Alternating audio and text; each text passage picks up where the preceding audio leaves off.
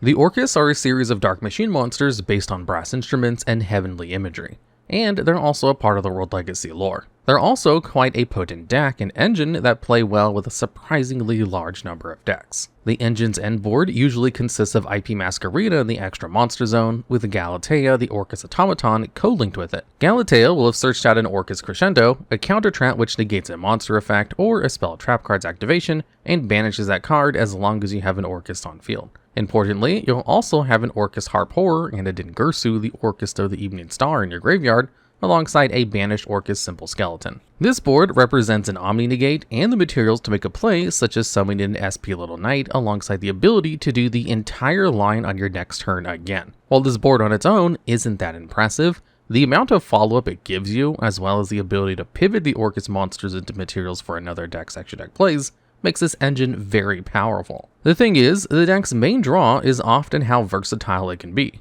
and the way you do its combos also differs between Master Duel and the physical TCG. Let's go over that combo, noting where things differ between the TCG and Master Duel currently.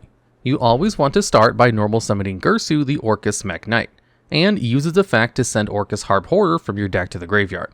Then you activate Girsu's other effect to summon a World Legacy token to both players' boards, specifically summoning your opponent's token in their middle main monster zone if their board is clear. You use this token to either summon Galatea I, the Orcus automaton in the TCG, or Link Karibo in Master Duel. Galatea I is the more powerful card in this combo, allowing to discard any card in our hand to add an orchestrated Babble from our deck to the hand. You go ahead and activate Babble, which will make all of your Orcus monsters' effects quick effects, which makes the line a lot more flexible in interaction. In Master Duel, you just use Link Karibo because we need an effect monster and not a token for the line.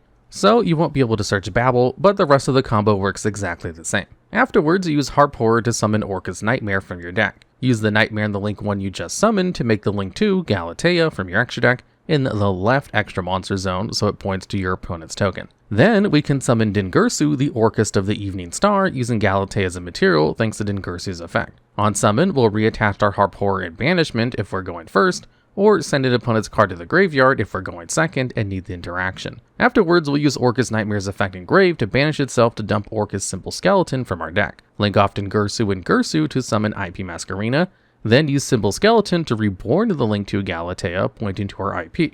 Then activate Galatea to shuffle Orcus Nightmare back into the deck, and set an Orcus Crescendo from deck. And voila, we've done Orcus combos. To understand all the variations of this basic line, we'll need to talk about the individual cards. So let's start with Girsu. This is a level 4 Dark Machine with 2 abilities, each on a hard once per turn. When it's normal or special summoned, you can send an Orcust or World Legacy card from your deck to the graveyard. Then, if there are 2 or more cards in this card's column, it becomes a tuner until the end of turn. Also, if this is the only monster you control, you can special summon a World Legacy token, a 0 attack and defense Dark Machine monster, to each player's fields and defense position. Girsu is your best starter by far, as all of your monsters want to be in your graveyard, and its ability to summon tokens gives you free bodies that you can't get if you start with any other card. Generally, your first turn will be built around trying to get access to Girsu to start your plays. There are 3 cards that are usually sent to the graveyard with Girsu, those being Orcus Harp Horror, Orcus Simple Skeleton, and Orcus Nightmare. Harp Horror and Simple Skeleton are both very simple cards. They're level 4 and 3 Dark Machines, respectively, that both banish themselves from your graveyard to summon an Orcus monster from a particular place. Harp Horror summons from the deck, Skeleton summons from your graveyard. However, they're both hard once per turns and lock into only summoning dark monsters for the rest of the turn. Generally, neither of these cards are cards you want to be normal summoning, but you do want to get them into rotation quickly. Though, the printing of Galatea I, the Link 1, made Harp Horror a much better normal summon, as we'll soon discuss. Orcus Nightmare is a level 7 Dark Machine with 100 attack and 2000 defense. It can't be destroyed in battle with a Link monster, and while it's in your grave, you can banish it from your graveyard to send a Dark Machine from your deck to the graveyard, then give a monster attack equal to 100 times the level of the monster you sent.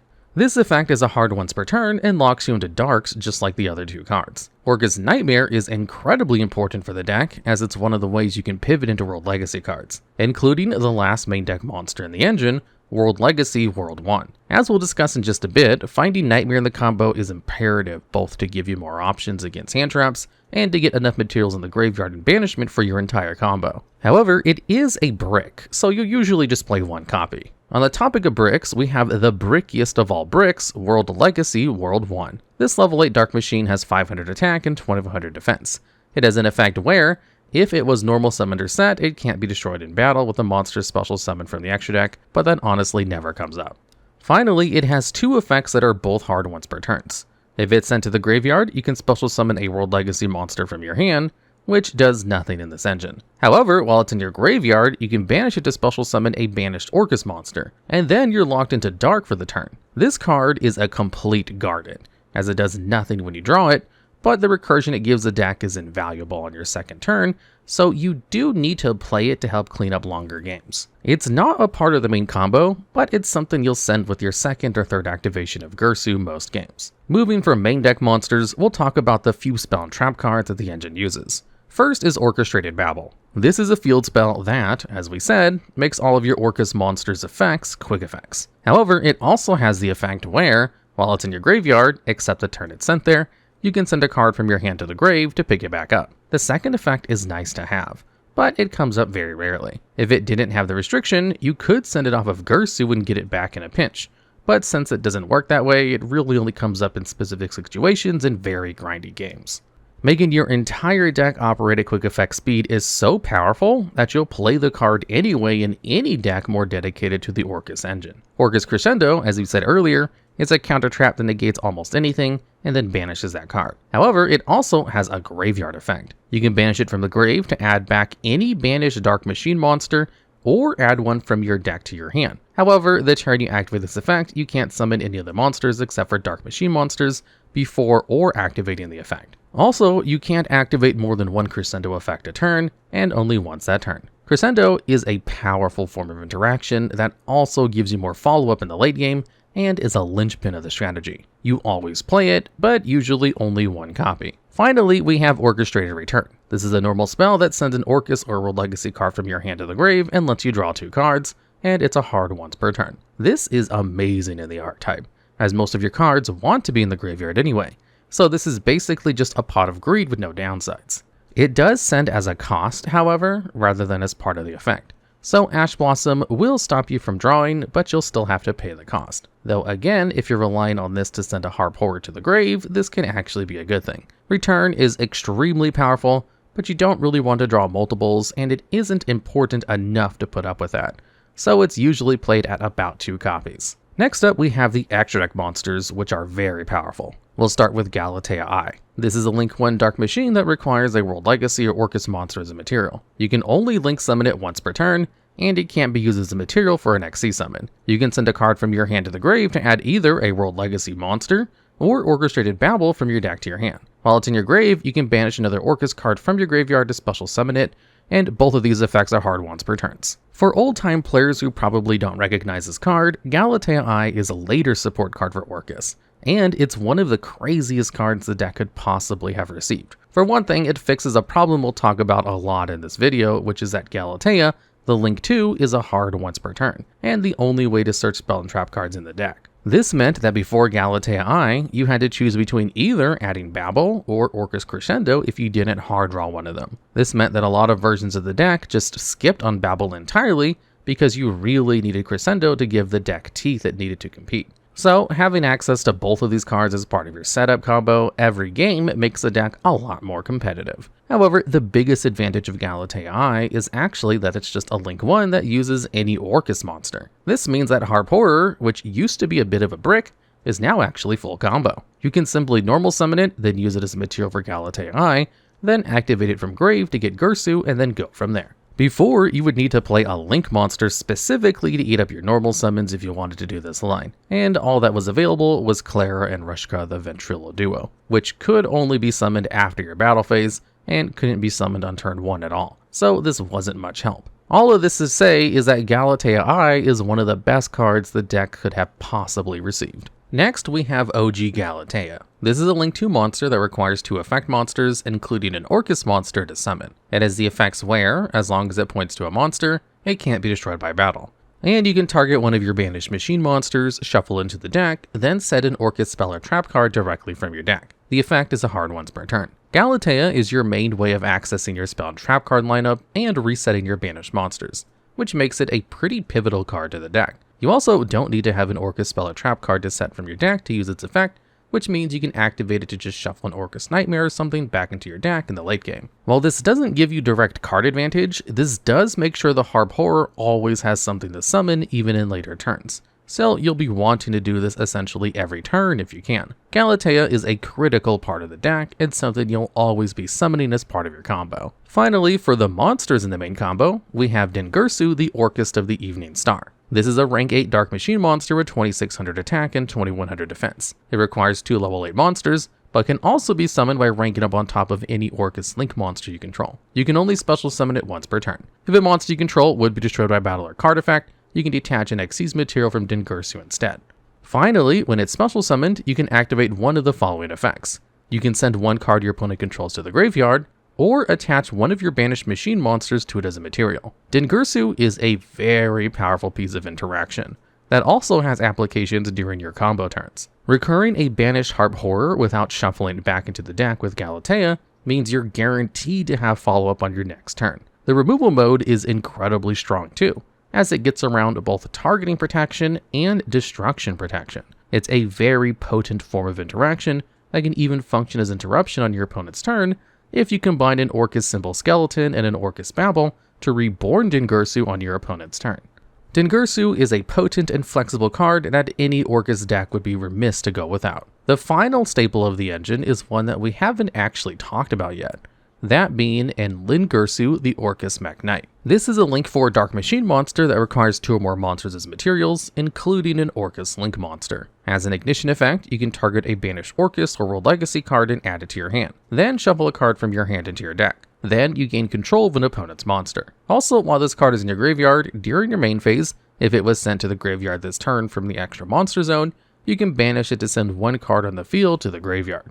Enlilngirsu is extremely powerful and can work as a form of interruption during your opponent's turn thanks to Babel. However, you may make the mistake of summoning this monster too early if you think of him as the new Orcus boss monster. Enlilngirsu is best used on your second or third turn to wrap up games or recur important resources such as Orcus Crescendo, as this is the only card in the archetype that can grab Crescendo back from your banishment. The combination of this card being resource intensive to summon and being so good at giving you more gas in the late game means that summoning it on turn 1 is often just a waste of resources. You won't likely play more than one copy of Enlilngirsu, so wasting him when you can't use its effects to their fullest is inadvisable. Generally, stick to summoning IP and Galatea or your other engine's main end board on turn 1, and use Enlilngirsu to wrap up games, not to start them. There are a few Orcus cards that you probably shouldn't play despite being part of the archetype, so let's go over those cards real quick. We'll start with the more useful ones of the bunch, Longirsu, the Orcus Orchestrator. This is a Link 3 with 2500 attack, which requires 2+ effect monsters, one of which has to be an Orcus monster. On a hard once per turn, you can shuffle 2 of your banished machine monsters back to the deck to send a card that it's linked to the graveyard, but it can't attack the turn you activate this effect. Also, while this card is linked, it can't be destroyed by card effects. Longirsu is fine, and it can be useful in pure Orcus builds to allow you to recycle your monsters more often. However, its actual effect will rarely come up. It's just difficult to actually get it linked with an opponent's monster that you want to remove. And you can't even use it with Babel to send as a quick effect, because your opponent will just not summon to either of the zone Longirsu points to. Your extra deck space is usually just better spent on other cards. And speaking of waste of extra deck slots, let's talk about Orcustrion.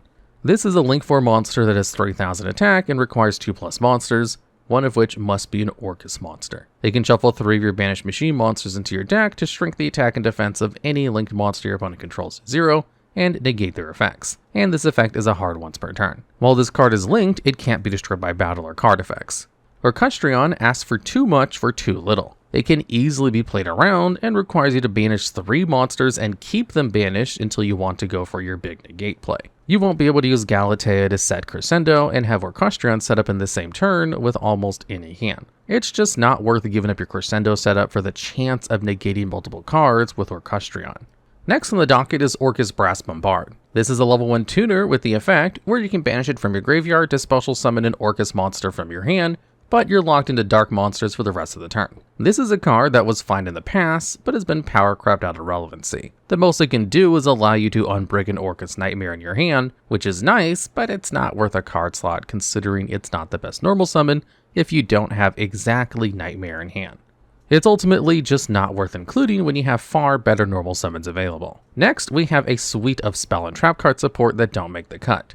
Orchestrated Core, Orchestrated Attack, Orchestrated Einsatz, and Orchestrated Release are all spell and trap cards that don't do anything the turn you draw them, and compete with Orcus Crescendo for your search off of Galatea. That's all that really needs to be said about them, since you can only really search one spell or trap card with Galatea, and on Master Duel you can't even get both Babel and Crescendo consistently. You really have to be choosy with the spell and trap card support that you play. Orchestrated Return is good if you draw it, and Crescendo is the more powerful spell and trap card in the archetype, so they essentially outmode all the other support cards, unless a second way to search them shows up in the archetype. Now that we have a good idea of how the Orcus engine works, we can talk about the various other decks you can play with them. A really important set of cards for the deck in Master Duel at least are the Nightmares. Nightmare Mermaid is a Link 1 that can be made with any Nightmare card, and on summon you can discard a card to special summon a Nightmare from your deck. This can be made easily with Nightmare Phoenix, which can function as back removal and just requires any two monsters with different names to make.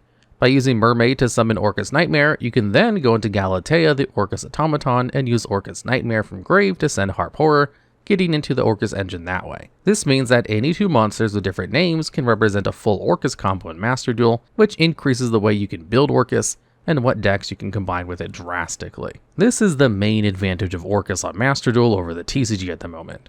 While in the TCG, Harp Horror is essentially a starter, and you can find both Orchestrated Babel and Orchestrated Crescendo every time you combo. On Master Duel, this combo is extremely accessible with basically any random pile of cards that you draw, as long as you can put two monsters on the board. So, besides the Nightmares, what other engines can you play alongside Orcus? A very obvious and powerful engine to play with Orcus is the Bystial engine. All of the Bystials, except for the Bystial Lubellion, are darks, so you don't get locked out of them by using Harp or Skeleton. They also make it very easy to summon Chaos Angel by giving you a dark level 6 monster to summon to combine with your level 4 monsters, and can even let you summon Bystial Dispater if you can make Gersu into a tuner. Dispater being able to summon back any of your Orcus cards is extremely powerful, and often drawing a Bystial at the start of your combo means that you get a free monster pop or a negate alongside your normal Orcus setup. However, the most attractive part of the Bystial engine is the card Branded Regain. This card is already great, but it's kind of crazy in Orcus specifically. This card, on a hard once per turn, allows you to put a banished dark or light monster on the bottom of the player's deck when a light or dark monster is banished, and then draw a card. On a soft once per turn, when your opponent normal or special summons a monster, you can reborn a Bystial monster from your graveyard. Considering the Orcus banishes dark monsters as the cost for essentially all of its effects, you'll be able to draw an extra card basically every turn with a regain up, even more consistently if you have Orchestrated Babel in play. Lubellion can also search this card from your deck and activate it right away, so it's even easy to access without having to play 3 copies of the card in your deck. If you can afford to play Bystials alongside your Orcus engine, it's probably worth considering. Orcus also plays pretty well with most decks that pitch cards from their hand as a cost, as pitching Harp Horror completely takes away this downside. For some examples, Horus and Runic can both pivot into Orcus later in their turns if their opponent stops their combo. The Horus cards all revolve around King Sarcophagus, which can send a card from your hand to send an Orcus monster from your deck to the grave. The Orcus are great cards that pitch with this effect, and they even like being milled with the Zombie Vampire on your long combo turns. Similarly, Runic will also use Hugin the Runic Wings to discard a card and add a Runic Fountain from deck to hand. This is a magnet for Ash Blossom, but if you pitch an Orcus with your Hugin, your opponent is in a lose-lose situation. They can stop you from refilling your hand every turn with Fountain, or they can stop you from getting a ton of advantage by starting an Orcus combo. There's suddenly no longer a good target for their Ash Blossom, just a less bad target. Besides that, almost any Dark Focus deck or deck that's capable of sending cards from the deck to the graveyard can splash Orcus to generate extra advantage. And that's it in the simplest of turns, the Orcust engine. The deck strikes a unique balance of recursion and explosive plays that not many other archetypes can mimic. While it isn't the most powerful engine in terms of end board, the Orcus engine remains extremely versatile and splashable in a number of decks that makes it hard to ignore, even as more powerful archetypes get printed every set.